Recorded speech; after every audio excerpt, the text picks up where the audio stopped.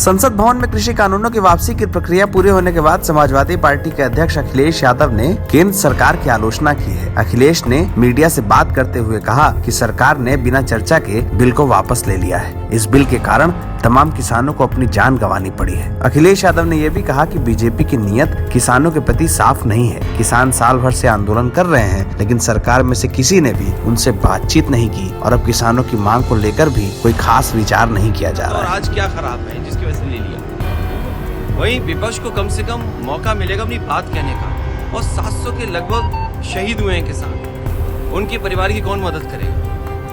Samajwadi party ने तो तय किया है सरकार बनने पर, उत्तर प्रदेश की सरकार बनेगी तो 25 लाख रुपए से उन किसान परिवारों का सम्मान किया जाएगा। आज बहस की जरूरत है। देश जानना चाहता है कि आखिरकार भारतीय जनता पार्टी क्यों कह रही थी कि ये किसान के हक में है और वही कानून आज किसान के हक में नहीं है, इसलिए वापस ले। उत्तर प्रदेश के वृंदावन स्थित एक आश्रम में 5 विदेशी नागरिकों के कोरोना वायरस से संक्रमित होने की पुष्टि हुई है। कोरोना की RT-PCR जांच में सभी के संक्रमित होने की सूचना प्राप्त हुई है, जिसके बाद प्रशासन अलर्ट पर है। एहतियात के तौर पर उस आश्रम को सील कर दिया गया है जहां ये पर्यटक रुके थे। बताया जा रहा है कि जो पर्यटक संक्रमित पाए गए थे वो 60 लोगों के समूह के साथ वृंदावन घूमने आए थे। सुहेल देव भारतीय समाज पार्टी के राष्ट्रीय अध्यक्ष ओम प्रकाश राजभर ने वाल्मीकि समाज के एक कार्यक्रम के दौरान सरकार को आड़े हाथों लिया। जालौन के एक कार्यक्रम में हिस्सा लेने के बाद राजभर ने मीडिया से बात की और कहा कि जिन कृषि कानूनों को अभी वापस लिया गया है, क्या उनके वापस लिए जाने भर से शहीद किसानों की जान वापस आ जाएगी? राजभर ने कहा कि संसद में इन कानूनों को पास कराया गया और अब 1 साल बाद इन्हें वापस लिया गया है, लेकिन जिन किसानों की जान किसान आंदोलन में गई है, क्या उनके परिवार को उनका हक दिलाया जा सकता है? इस कानून से लगभग 700 से ज्यादा किसान शहीद हो गए। क्या वो वापस आएंगे?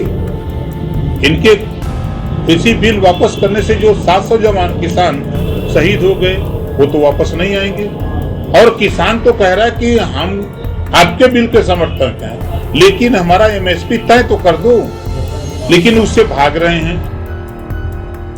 भारतीय किसान यूनियन के नेता राकेश टिकैत ने सरकार को चुनौती देते हुए कहा है कि अगर किसानों की मांग पर जल्दी विचार नहीं किया गया तो एक बार फिर दिल्ली की घेराबंदी की जाएगी। राकेश टिकैत ने सोमवार को मीडिया से बात करते हुए कहा कि अगर किसानों की मांग पर जल्दी से जल्दी विचार नहीं होता है तो आने वाली 26 जनवरी को एक बार फिर ट्रैक्टरों का मार्च निकाला जाएगा। टिकैत ने कहा कि 4 लाख ट्रैक्टर अब भी दिल्ली की सीमा पर मौजूद है। बहुत झेल लिया किसान ने 1 साल, अपने दिमाग ठीक करके MSP पे गारंटी कानून बना दे, नहीं तो हम बेके हुए हैं। 26 जनवरी कोई दूर नहीं है, फिर ये 26 जनवरी भी यही है और ये देश का 4 लाख ट्रैक्टर भी यही है और ये देश का किसान भी यही है। अपने दिमाग ठीक करके बात कर ले।